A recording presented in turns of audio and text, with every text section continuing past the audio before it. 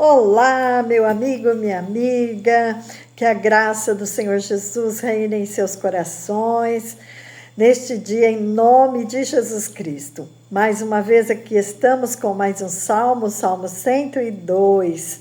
Vamos fazer uma oração? Senhor maravilhoso, nestes momentos que reservamos para a Tua Palavra, que o Senhor possa iluminar as nossas mentes e corações, que possamos refletir, Senhor, na Tua Palavra e aprender mais de Ti neste dia. Em nome do Senhor Jesus Cristo, eu te peço que tudo aquilo que não presta e não provém de Ti, todo o atrapalho, seja desfeito em nome de Jesus. Amém. Amém, meus queridos. Este salmo, nós podemos aprender muita coisa com ele, né? É uma oração do aflito, vendo-se desfalecido e derramando a sua queixa perante a face do Senhor. É uma pessoa que está sofrendo muito, né? O salmista está sofrendo muito e ele pede: Senhor, ouve a minha oração. Ele sabia que Deus sempre ouvia a oração dele, mas sabe quando alguém até pede para o seu amigo: olha, eu preciso falar com você, ouça um pouquinho o que eu tenho para dizer. Assim está o salmista: Senhor, ouve a minha oração e chegue a ti o meu clamor. Não escondas de mim o teu rosto no dia da minha angústia. Inclina para mim os teus ouvidos no dia em que eu clamar. Ouve-me depressa. Ele tinha pressa da resposta do Senhor, porque do verso 4 até o 6, né? Ele fala sobre solidão, sobre tristeza, sobre angústia. No 5º ele fala sobre a saúde, né? Então ele estava sofrendo, ele estava com insônia, ele estava doente. E quantas pessoas hoje em dia não estão sofrendo do mesmo mal, né? Deitam na cama e não conseguem dormir, estão com depressão. Então, não pense que é só com você que acontecem essas coisas. Aconteceu até com o salmista, né? Que ele confiava em Deus, mas teve uma certa época da vida dele que as coisas ficaram tão difíceis para ele. Talvez esteja acontecendo com você agora, que ele então, ele não tinha, que diz que ele não tinha nem comia pão mais, quer dizer, ele não tinha fome para comer, de tão depressivo que ele estava, tão doente que ele estava, que a pele dele já estava grudando nos ossos dele, então ele tinha emagrecido muito, né?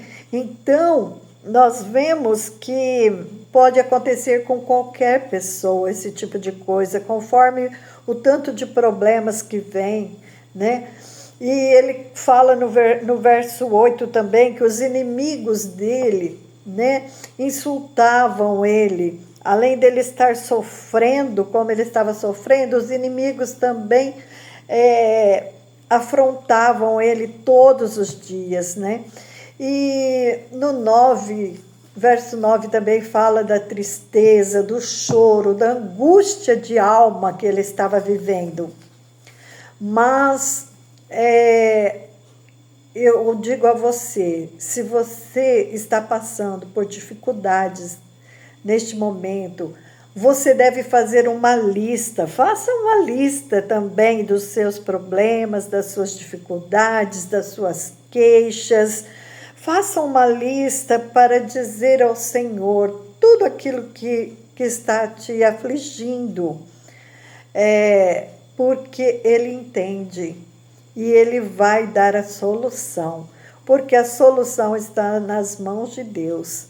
Mas o salmista também, ele, no verso 11 e 12, ele faz um contraste entre a fragilidade do homem e a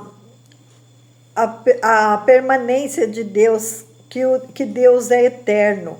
Ele sempre existiu, sempre irá existir, né? E ele existe. Então, ele vai acompanhar, ele vai ver todas as gerações. Ele diz que, o salmista diz que ele é como a erva que seca e morre, mas o Senhor não. O Senhor é eterno. E ele começa, então, a dizer as qualidades de Deus, né? Como Deus é maravilhoso, porque nós somos limitados, mas Deus não, Deus é ilimitado. E ele contrasta muito, né, a fraqueza do homem com o poder de Deus. E ele também diz que, pela primeira vez aqui nos Salmos, está escrito que deve ser registrado o poder de Deus, né? Tudo que nós precisamos fazer, porque ele fez uma aliança com o seu povo. E a única vez, né, que então ele diz aqui que precisa estar registrado. Por que precisa estar registrado? Para que outras gerações venham crer no Deus Todo-Poderoso. Porque Deus é que faz todas as coisas, ele que permite as coisas que acontecem, mas ele cuida dos seus. Aquele que se humilha perante ele e pede perdão dos seus pecados e fala sobre a grandeza dele, exalta ele, ele vem com socorro para esta vida. E ele também diz que ele não queria ir embora antes do tempo, né? Então, tem muita gente que às vezes fica doente e fala assim, eu quero me cuidar porque eu não quero ir antes do tempo. Então, nós precisamos nos cuidar, né? E vamos deixar, porque a palavra do Senhor diz que o Senhor não se agrada da morte prematura dos seus filhos, né? Então, porque existe morte prematura? Porque muitas vezes as pessoas não se cuidam, né? E também ele diz que o conhecimento de Deus deve ser registrado, assim como lá no Egito, Deus mandou que os pais contassem aos filhos e aos netos a grandeza do Senhor, o poder do Senhor, os feitos do Senhor, tudo que ele tinha feito no Egito. Ele então mandou que os pais contassem tudo aos filhos, né? Para que fosse de geração em geração, conhecessem as maravilhas do Senhor, tudo aquilo que ele criou. E também no Salmo 78, nós já vimos a importância disso, né? De transmitir aquilo que o Senhor, como diz aqui no verso 2, abrirei a minha boca numa parábola, porei enigmas da antiguidade, os quais temos ouvido e sabido, e nossos pais nos têm contado. Então, os pais contavam aos filhos. Não os encobriremos aos seus filhos, mostrando à geração futura os louvores do Senhor, assim como a sua força e as maravilhas que fez. Porque ele estabeleceu um testemunho em Jacó e pôs uma lei em Israel, e ordenou aos nossos pais que a fizessem conhecer a seus filhos.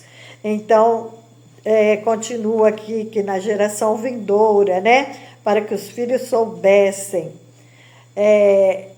que os filhos nascessem, levantassem e contassem aos seus filhos também.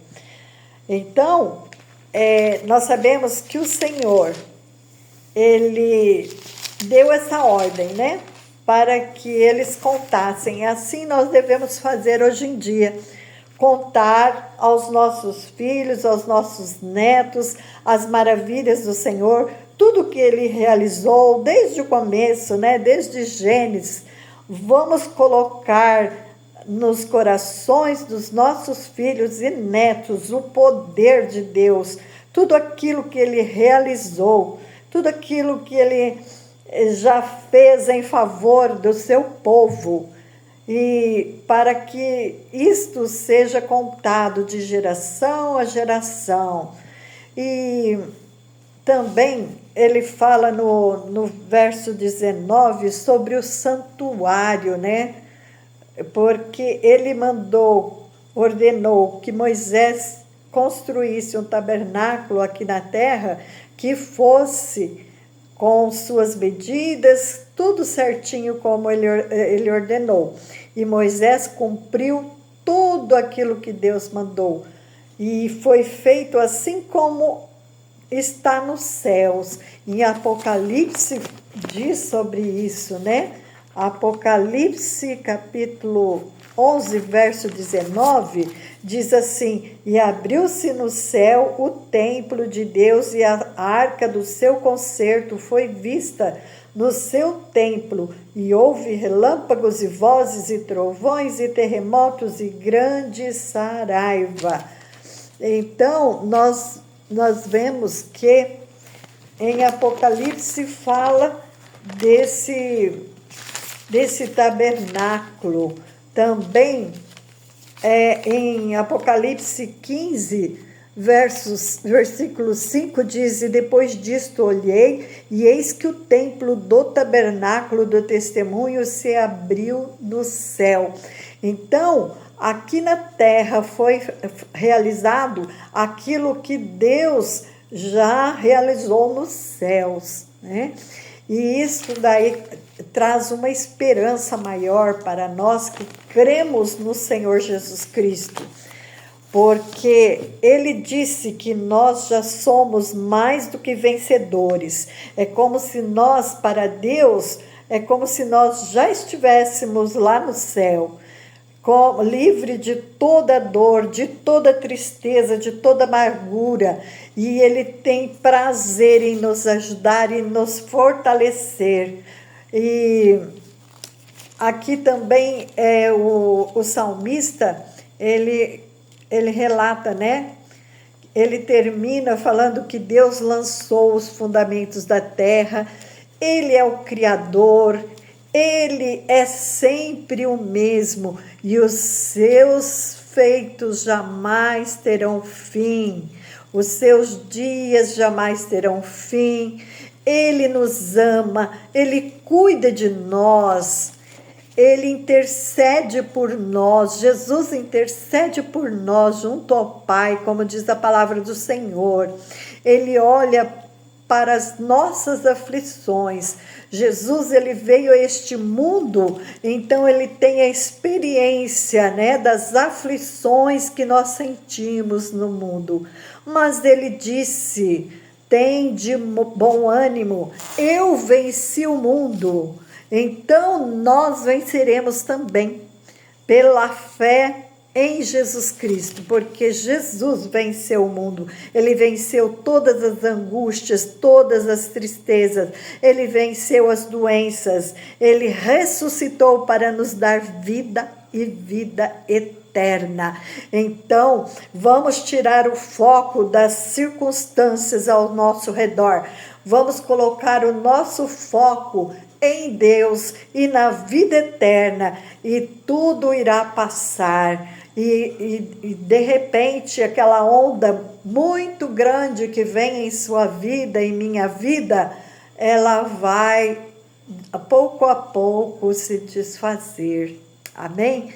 E um dia nós seremos muito felizes com Jesus na glória.